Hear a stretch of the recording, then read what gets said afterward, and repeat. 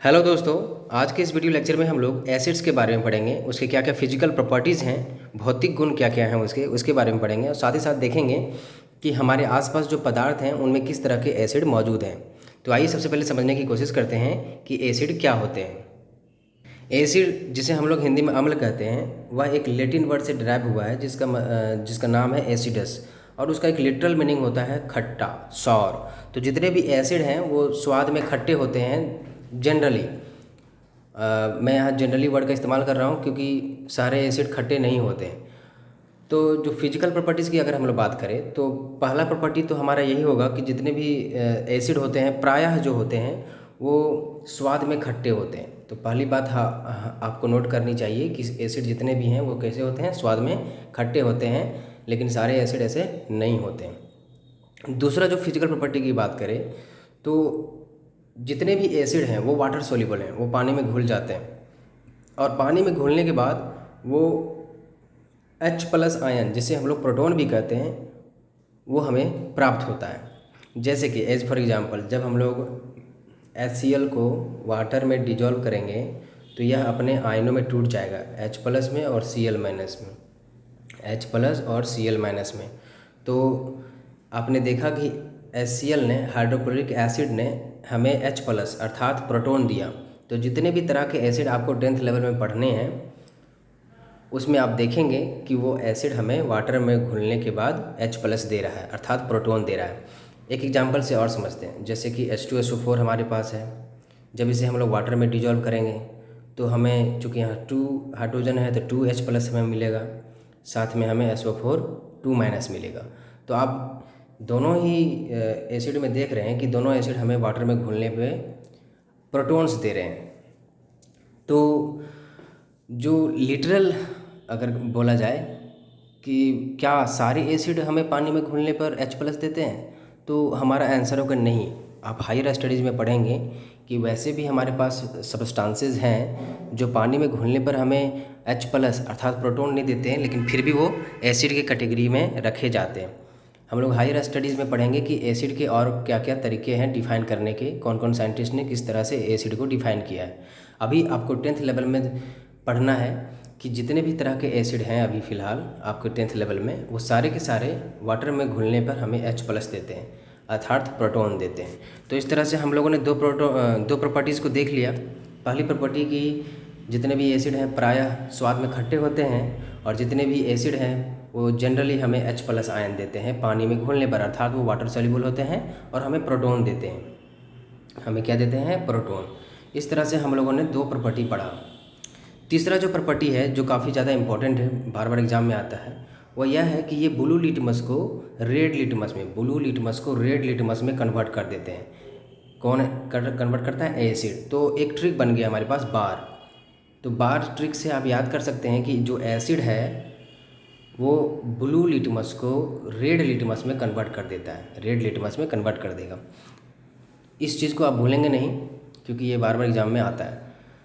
Litmus के बारे में हम लोग अलग वीडियो लेक्चर में पढ़ेंगे कि लिटमस क्या होता है, क्या उसका उपयोग है और कैसे वो बनता है, कैसे प्राप्त किया जाता है। चौथी प्रॉपर्टी हम लोगों को देखनी है उसका पीएच के बारे में। जितने भी एसिड हमारे पास हैं उसका पीएच, उसका जो अगर पीएच की बात करें तो 7 से कम होता है। वो 1 या 2 हो सकता है, 3 हो सकता है, 4 हो सकता है, 5 हो सकता है, 6 हो सकता है, 6.9 हो सकता है। तो एसिड जितने भी हैं उनका पीएच जो है 7 से कम होगा, 7 के बराबर नहीं होगा। अब ये पीएच क्या होता है इसको भी हम लोग एक अलग वीडियो लेक्चर में डिटेल से पढ़ेंगे कि पीएच का मीनिंग क्या होता है और उसका यूज कहाँ पे करते हैं। पांचवी प्रॉपर्टी की बात करें अगर हम लोग एसिड की, तो आप पाएंगे कि जब कभी एसिड किसी बेस से रिएक्ट करता है तो हमें सॉल्ट मिलता है और प्लस वाटर मिलता है। ये हमेशा याद रखेंगे कि जब कभी एसिड और बेस आपस में रिएक्ट करते हैं तो वो आपस में एक दूसरे के प्रॉपर्टी को न्यूट्रलाइज कर देते हैं, आपस में एक दूसरे की प्रॉपर्टी को ख़त्म कर देते हैं, और हमें सॉल्ट और वाटर मिलता है जो कि एक नया सब्सटेंस है। इस रिएक्शन को न्यूट्रलाइजेशन रिएक्शन भी हम लोग पिछले लेक्चर में पढ़ चुके हैं। तो पांचवी प्रॉपर्टी के रूप में हम लोगों ने क्या देखा कि कोई भी एसिड जब बेस से रिएक्ट करेगा तो वो आपस में एक दूसरे की प्रॉपर्टी को ख़त्म कर देंगे, और हमें सॉल्ट और वाटर मिलेगा। जैसे कि एग्जांपल के तौर पर देख सकते हैं कि जब NaOH HCl से रिएक्ट करेगा तो ये इसका Na और इसका Cl पार्ट आपस में NaCl बना लेंगे और इसका OH पार्ट और इसका H पार्ट मिल करके वाटर बना लेगा। तो इस तरह से जितने भी एसिड और बेस हैं आपस में रिएक्ट करते हैं और एक दूसरे के प्रॉपर्टी को न्यूट्रलाइज कर देते हैं। छठी जो प्रॉपर्टी है वह यह है कि चूँकि ये वाटर सॉल्युबल होते हैं और वाटर में घुलने के बाद हमें आयन देते हैं। जैसे कि आपने पहले देखा कि जब एसिड को पानी में घुलाएंगे तो हमें प्रोटॉन मिलते हैं, साथ में हमें एनायन भी मिलता है, यानी कि कैटायन और एनायन। प्लस वाले को कैटायन कहा जाता है और नेगेटिव वाले को एनायन कहा जाता है। तो हमें दो चीज़ें मिल रही हैं, कैटायन और एनायन, अर्थात आयन्स मिल रहे हैं। तो यही आयन्स जो होते हैं वो सॉल्यूशन में इलेक्ट्रिसिटी को एक जगह से दूसरी जगह जाने के लिए रिस्पॉन्सिबल होते हैं। तो जितने भी हमारे एसिड हैं अगर उनका सॉल्यूशन तैयार करते हैं हम लोग तो वो क्या होते हैं, इलेक्ट्रिसिटी कंडक्ट करते हैं, अर्थात वो कंडक्टिंग नेचर के होते हैं। जितने भी एसिड हैं अगर उनका सॉल्यूशन हम लोग लेते हैं तो वो कंडक्टिंग नेचर के होते हैं। लेकिन अगर वही हम लोग अगर इनका ड्राई स्टेट ले लें, इनको हम लोग सॉल्यूशन तैयार नहीं करें, ड्राई स्टेट का यूज करें, तो इनसे इलेक्ट्रिसिटी पास नहीं होगी, क्योंकि ड्राई स्टेट में ये अपने आयनों में नहीं टूटेंगे। जब इनको पानी में घुलाया जाएगा तब जा कर के ये अपने आयन्स को देंगे, आयन्स हमारा बनेगा। तो इस बात को ध्यान रखेंगे। और लास्ट में इसकी प्रॉपर्टी की बात करें तो हमारे पास कुछ एसिड्स इतने खतरनाक हैं कि जब हमारे स्किन पे पड़ते हैं तो हमारे स्किन को जला देते हैं।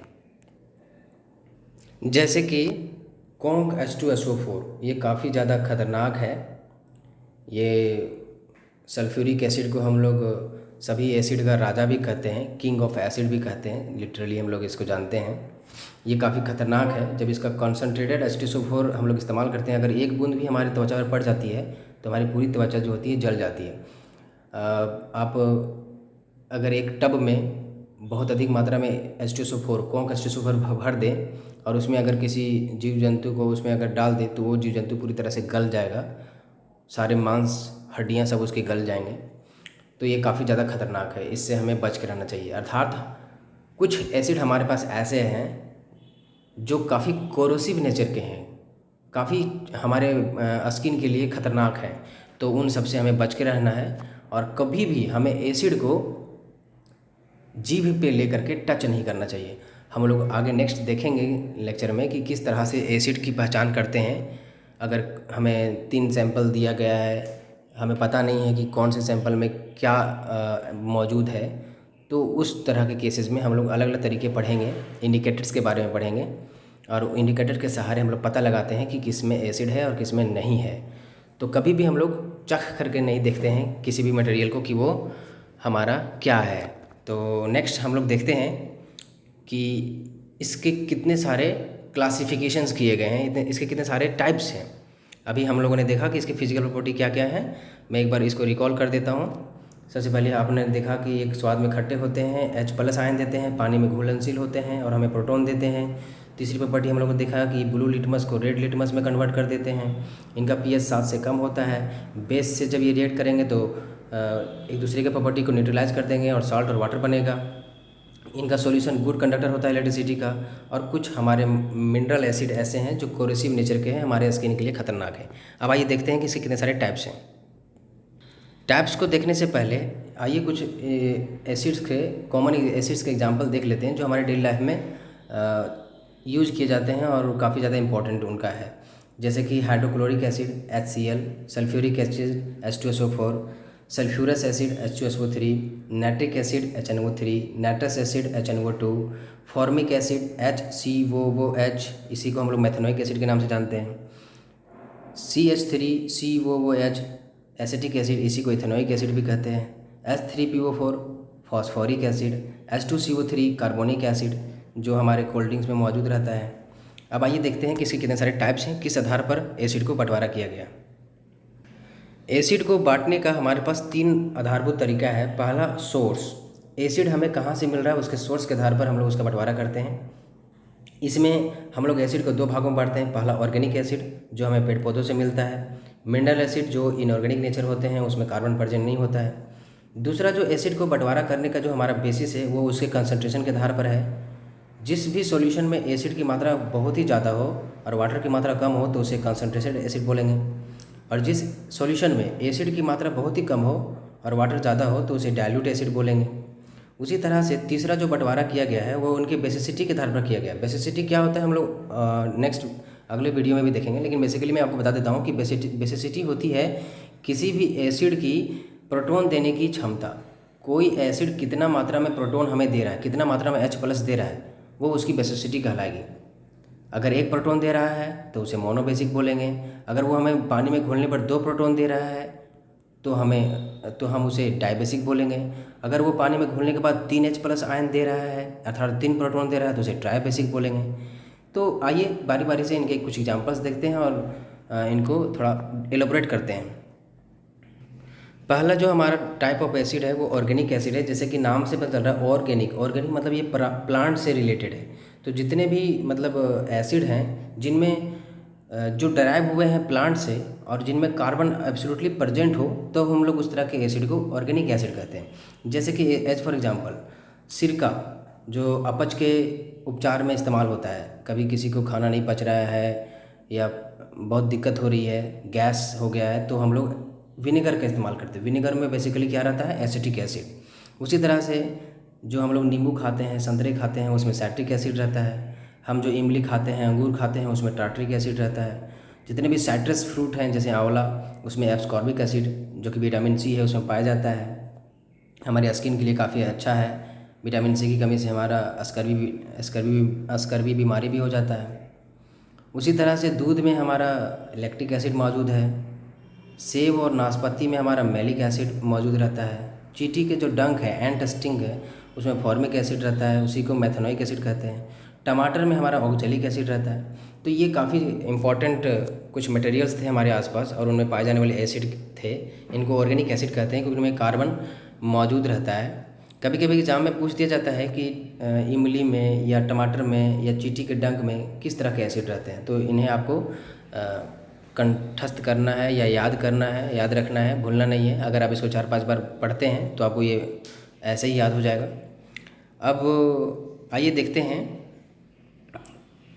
ये कुछ इसका पिक्टोरियल रिप्रेजेंटेशन है। आप देख सकते हैं लेमन में हमारा साइट्रिक एसिड है, विनेगर में हमारा एसिटिक एसिड है, एप्पल में हमारा मैलिक एसिड है, चींटी के डंक में हमारा फॉर्मिक एसिड रहता है, दूध में हमारा लैक्टिक एसिड रहता है, अंगूर में हमारा टार्ट्रिक एसिड रहता है और टमाटो में हमारा ऑक्जेलिक एसिड रहता है। अब आइए इसके दूसरे टाइप्स के बारे में पढ़ते हैं। दूसरा जो इसका बंटवारा किया गया वो मिनरल एसिड का बंटवारा किया गया है। मिनरल एसिड जैसे कि नाम से पता चल रहा है कि इनमें मिनरल्स होंगे, कार्बन अब्सेंट होगा, कार्बन इसमें नहीं मौजूद होगा। जैसे कि hydrochloric acid, hydrobromic acid, hydroiodic acid, hydrofluoric acid. इन सारे में देख रहे हैं कि कार्बन मौजूद नहीं है और सारे के सारे क्या हैं, इनऑर्गेनिक एलिमेंट्स हैं। ये हमेशा इनऑर्गेनिक एलिमेंट से मिलके बने होते हैं अर्थात इनऑर्गेनिक इन नेचर होते हैं। हमारा उसी तरह से HNO3 है, HNO2 है, H2SO4 है, H2SO3 है और फास्फोरिक एसिड है। सभी में देख रहे हैं कि मिनरल्स आपको दिख रहे होंगे जैसे कि nitrogen, sulphur, phosphorus, chlorine, bromine, ये सारे इनऑर्गेनिक मिनरल्स हैं। तो इन्हें हम लोग मिनरल एसिड के कैटेगरी में रखते हैं। अब आइए देखते हैं कि इसका दूसरा बंटवारा किस आधार पर किया गया। दूसरा जो बंटवारा किया गया है वो उनके कंसंट्रेशन के आधार पर किया गया है। एक को बोला गया कंसंट्रेटेड एसिड, दूसरे को बोला गया डाइल्यूट एसिड। इसको एक एग्जांपल से समझते हैं। सपोज हमारे पास एक बीकर है, इस बीकर में हमने 100 ml वाटर लिया है और हमने 2 ml H2SO4 मिला दिया है। और एक और बीकर लेते हैं, इसमें भी हम लोग 100 ml वाटर लेते हैं और अगर हम लोग 50 ml H2SO4 मिला देते हैं। अब दोनों में फ़र्क क्या हुआ कि इस बीकर में H2SO4 की मात्रा, जो एसिड है उसकी मात्रा बहुत ही कम है, और इस बीकर में क्या देखने को मिल रहा है कि इसमें H2SO4 की मात्रा काफ़ी ज़्यादा है। तो जिस सॉल्यूशन में H2SO4 अर्थात एसिड की मात्रा बहुत ज़्यादा हो उसे हम लोग कॉन्सनट्रेटेड बोलते हैं, और जिस सॉल्यूशन में एसिड की मात्रा बहुत ही कम हो डाइल्यूट उसे एसिड कहते हैं। ये खतरनाक ज़्यादा नहीं होते हैं, कंसनट्रेटेड एसिड ज़्यादा खतरनाक होते हैं क्योंकि इनमें देख रहे हैं एसिड की मात्रा ज़्यादा रहती है। जब ज़्यादा एसिड रहेगा तो वो हमारे लिए काफ़ी नुकसानदेह होगा। H2SO4 जो होता है उसका इस्तेमाल बैटरी के पानी के रूप में भी करते हैं हम लोग। नेक्स्ट एक चीज़ और समझते हैं कि कभी भी हम लोग पानी को एसिड में नहीं डालते। जैसे कि हमारे पास एक बीकर है, इसमें एसिड डाला हुआ है, मान लीजिए H2SO4 डाला हुआ है। अगर इसके ऊपर पानी डालना हो तो हम लोग ऐसा काम नहीं करते हैं। क्यों? क्योंकि H2SO4 यानी कि एसिड का जो डिजोल्यूशन प्रोसेस है वो एक एक्ज़ोथर्मिक प्रोसेस है। तो जब आप इसमें अगर पानी डालेंगे तो चूँकि एक्ज़ोथर्मिक रिएक्शन है तो हीट प्रोड्यूस होगी तो मॉलिक्यूल्स हो सकता है कि जो एसिड है वो उड़ करके हमारे स्किन पे पड़ सकता है, तो ये हमारे लिए बहुत ही ख़तरनाक हो सकता है। इसलिए पहले हम लोग बीकर में वाटर डाल लेते हैं और उसके बाद हम लोग धीरे धीरे करके एसिड डालते हैं। H2SO4 हम लोग डालना शुरू करते हैं या कोई भी एसिड डालना शुरू करते हैं। अब आइए लास्ट इसका तीसरा जो बंटवारा है उसको देखते हैं। तीसरा जो बंटवारा किया गया है एसिड का वो उनकी बेसिसिटी के आधार पर किया गया। अगर कोई एसिड हमें एक प्रोटॉन दे रहा है तो उसे मोनोबेसिक कहेंगे। जैसे कि HCl है, जब इसे पानी में हम लोग डिजॉल्व करेंगे तो ये हमें H+ देगा और साथ में Cl- देगा। तो चूँकि यह एक प्रोटॉन दे रहा है इसीलिए HCl जो है एक मोनोबेसिक है। उसी तरह से HNO3 की बात करें, जब इसे पानी में घुलाएंगे तो H+ देगा और NO3- देगा। तो यह भी चूँकि एक प्रोटॉन दे रहा है इसलिए यह भी क्या है, मोनोबेसिक है। तो जितने भी तरह के एसिड जो वाटर में घुलने पर एक प्रोटॉन देते हों वो मोनोबेसिक होते हैं और उनकी बेसिसिटी एक होती है। उसी तरह से अगर डायबेसिक की बात करें तो ये हमें दो प्रोटॉन देंगे। जैसे कि H2SO4 का एग्जांपल ले लेते हैं, जब इसे वाटर में डिजॉल्व करेंगे तो ये हमें 2H+ आयन देगा, साथ में SO4 2- आयन देगा। तो देख रहे हैं कि आप H2SO4 पानी में घुलने पर हमें दो प्रोटॉन दे रहा है, इसलिए क्या हो गया, डायाबेसिक हो गया। उसी तरह से कार्बोनिक एसिड जो सॉफ्ट ड्रिंक में मौजूद होता है उसको अगर पानी में घुलाते हैं तो हमें 2H+ और CO3 2- आयन देगा। तो यहाँ भी दो चूँकि प्रोटॉन मिल रहा है इसलिए कार्बोनिक एसिड भी क्या है, एक डायबेसिक है। उसी तरह से एक्जेलिक एसिड भी एक तरह का डायबेसिक एसिड है, अर्थात इसकी बेसिसिटी 2 होती है। ट्राइबेसिक एसिड की बात करें तो जैसे कि नाम से भी चल रहा है, ट्राई मतलब 3 होता है, तो ये हमें 3 प्रोटॉन देंगे। जैसे कि H3PO4 की एग्जांपल ले लेते हैं, जब इसे हम लोग पानी में डिजॉल्व करेंगे तो हमें 3 प्रोटॉन मिलेगा, साथ में एक दूसरा आयन मिलेगा फॉस्फेट आयन। तो ये चूँकि 3 प्रोटॉन दे रहा है इसलिए यह ट्राइबेसिक है। और कोई अगर पूछता है कि H3PO4 की बेसिसिटी कितनी होगी तो इसकी बेसिसिटी 3 होगी, इसकी बेसिसिटी 3 होगी क्योंकि यह 3 प्रोटॉन पानी में घोलने के बाद हमें दे रहा है। तो कभी भी एक बात और आपको समझा दूं कि यहाँ पे 3 लिखा है तो इसका मतलब ये नहीं कि ये 3 प्रोटॉन ही देगा। आगे आप हायर स्टडीज़ में पढ़ेंगे कि यहाँ पे 4 लिखा है या 3 लिखा है लेकिन वो उतना प्रोटॉन नहीं दे रहा है। तो वो कितना प्रोटॉन देगा वह उसके स्ट्रक्चर के आधार पर डिटरमाइन कर सकते हैं कि कितना फ्री वहाँ पे आपको OH ग्रुप देखने को मिल रहा है। तो इस तरह से आपने एसिड के बारे में पढ़ा, उसके फिजिकल प्रॉपर्टी के बारे में पढ़ा और उसके बाद हम लोगों ने देखा कि उसके कितने सारे टाइप्स हैं। आई होप आपको सारी चीज़ें समझ में आ गई होंगी। अगर किसी तरह का दिक्कत हो तो आप मुझे कमेंट सेक्शन में पूछ सकते हैं। Thank you for watching my videos. Please do subscribe and share to your friends. Thank you.